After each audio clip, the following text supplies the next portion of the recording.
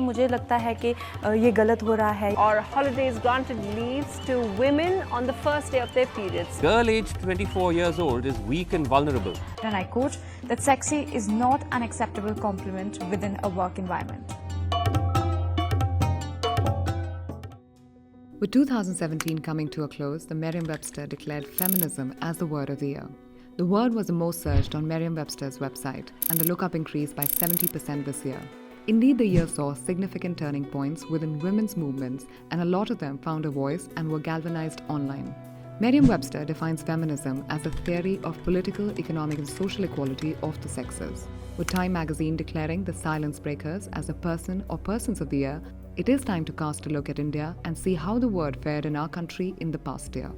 The year began with a rude shock as India woke up to the news of the New Year Eve celebration in Bangalore turning into a nightmare for women, as unruly revelers sexually harassed and molested them indiscriminately.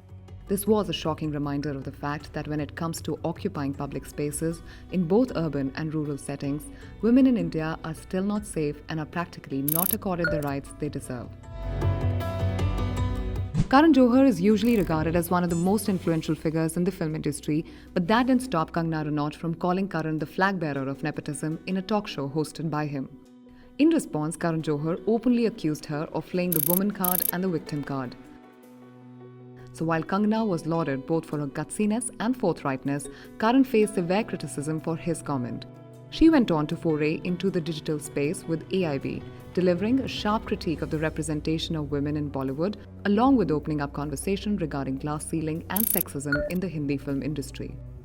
Endless debates and controversies regarding her blunt attitude notwithstanding, Kangana spoke up on topics that are usually not up for discussion in a male-dominated industry. Doesn't matter. I think women have to get their due on their own. They cannot hope and wait for the acceptance, you know. I mean, how long are you going to wait? Lipstick Under My Burkha by Lankrita Shrivastava, which addressed women and their sexuality, did not at first receive certification from CBFC for being too lady-oriented. After a long drawn-out battle with the censor board, the film finally saw the light of day. By putting a lens on deep personal and political desires of women, often suppressed by deep-seated misogyny and patriarchy, the film shows a rare glimpse of the interior life of women in India. The film's success beyond its commercial achievement lies in it that it opened up conversation around censorship, gender representation, Bollywood as a male bastion, and the dearth of female filmmakers in India.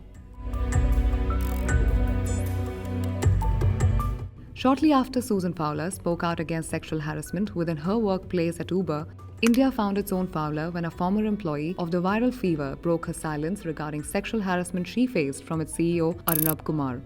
Things worsened for Kumar when other women decided to open up and followed suit. Kumar and his team had initially dismissed the allegations, but after 2 FIRs were filed against him, he lost face with the denizens of the internet where he had the largest followers. Ironically, around the time the complaints surfaced, TVF had launched a trailer for a new series which aimed at creating women-centric content.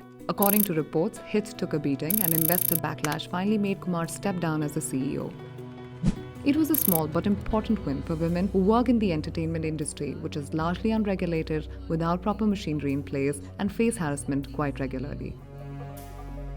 What do we want? Justice! When do we want it? In the wake of the #MeToo campaign, which outed famous and powerful abusive men, India's academic community was rudely jolted out of its patriarchal complacency as a public list of male academics that were accused of harassment was compiled and released online. Lauded and criticized at the same time, the list managed to create a strong reaction and self-reflexiveness within the academic community. Nothing was more filled with irony than the controversy around the film Padmavati, as fringe groups started protesting Rani Padmini's depiction in apparent bad light. The Karni Sena ended up threatening to cut off the very real, very human actor Deepika Padukone's nose in order to save the honor of Rani Padmini, the queen whose existence, by the way, is still very much under question. Hadia was the name 24-year-old Akhila took after converting to Islam, and her marriage to a Muslim in 2016 landed her bang in the middle of a love jihad controversy in Kerala. Even as Hadia insisted that she had converted on her own free will, Kerala High Court nullified her marriage, ordered a probe into it, and sent her back to her parental home with a directive that she should not interact with outsiders. The High Court observed that she was a weak and vulnerable girl capable of being exploited. Even though the Supreme Court, which is now hearing the case, noted that women were not chattels, it has placed Hadia under the guardianship of her college principal. Hadia's case raises several questions. Can an adult woman choose her own fate free of filial expectations? Will the state machinery choose to protect a woman's freedom over protecting her from unproven enemies she isn't aware of? In the context of feminism for India, 2017 was decidedly a mixed bag of wins and losses.